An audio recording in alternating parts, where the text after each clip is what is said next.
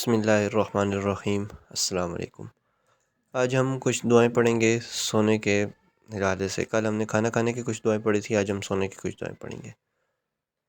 سونے کی دعا حدیث میں ہے کہ رسول اللہ صلی اللہ علیہ وسلم جب سونے کا ارادہ فرماتے تو اپنا دائنا ہاتھ رخسار کے نیچے رکھ کر فرماتے اللہم بسمک اموت واحیا۔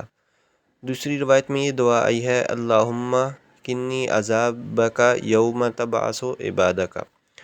بعض روایات میں یہ دعا آئی ہے اللہم اسلمت نفسی الیک ووجہت وجہی الیک وفوضت امری الیک ولجأت ظہری الیک رغبۃ ورہبۃ الیک لا ملجأ ولا منجا منک الا الیک آمنت بکتابک الذی انزلت ونبیک الذی ارسلت۔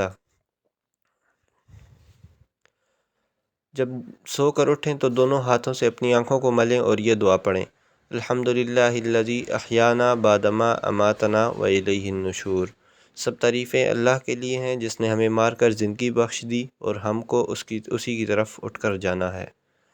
اگلی دعا ہے جب سونے لگیں اور نیند نہ آئے تو یہ دعا پڑھیں اللہم غارت النجوم وہدأت العیون وانت الحی القیوم لا تأخذک سنۃ ولا نوم یا حی یا قیوم اہدی لیلی وانم عینی۔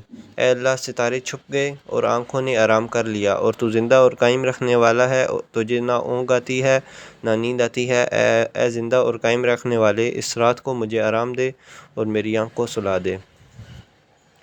نیند میں ڈر جائیں یا گھبراہٹ کے وقت کی دعا۔ جب سوتے سوتے ڈر جائیں یا گھبرا جائیں یا نیند اچٹ جائے تو یہ دعا پڑھیں اعوذ بکلمات اللہ التامات من غضبہ وعقابہ وشر عبادہ ومن ہمزات الشیاطین وان یحضرون۔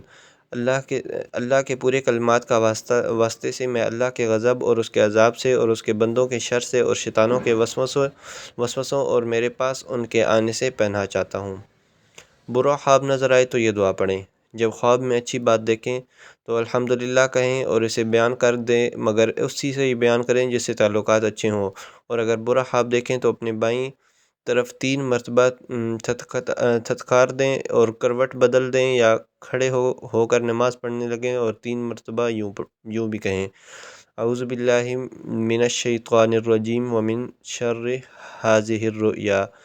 میں اللہ کی پناہ چاہتا ہوں شیطان مردود سے اور اس خواب کی برائی سے۔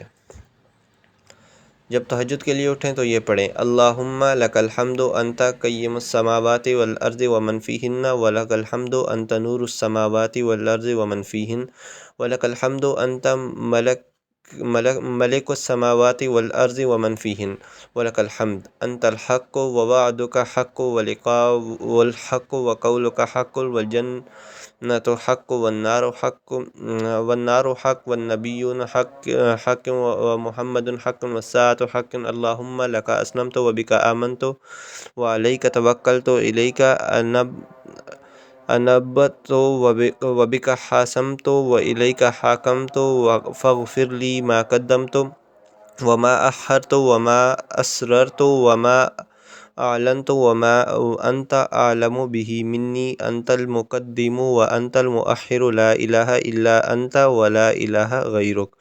ترجمہ: اے اللہ تیرے ہی لیے حمد ہے، تو آسمانوں اور زمین کا اور جو کچھ اس میں ہے ان سب کا قائم رکھنے والا ہے۔ تیرے لیے حمد ہے، تو آسمانوں اور زمین کا جو کچھ اس میں ہے ان سب کا روشن رکھنے والا ہے۔ تیرے لیے حمد ہے، تو آسمانوں اور زمین کا اور سب کچھ اس میں ہے ان کا سب کا بادشاہ ہے، اور تیرے لیے حمد ہے، تو حق ہے، تیرا وعدہ حق ہے اور تیری ملاقات حق ہے، تیری بات حق ہے اور جنت حق ہے اور دوزخ حق ہے اور سب نبی حق ہے اور محمد صلی اللہ علیہ وسلم حق ہیں اور قیامت حق ہے۔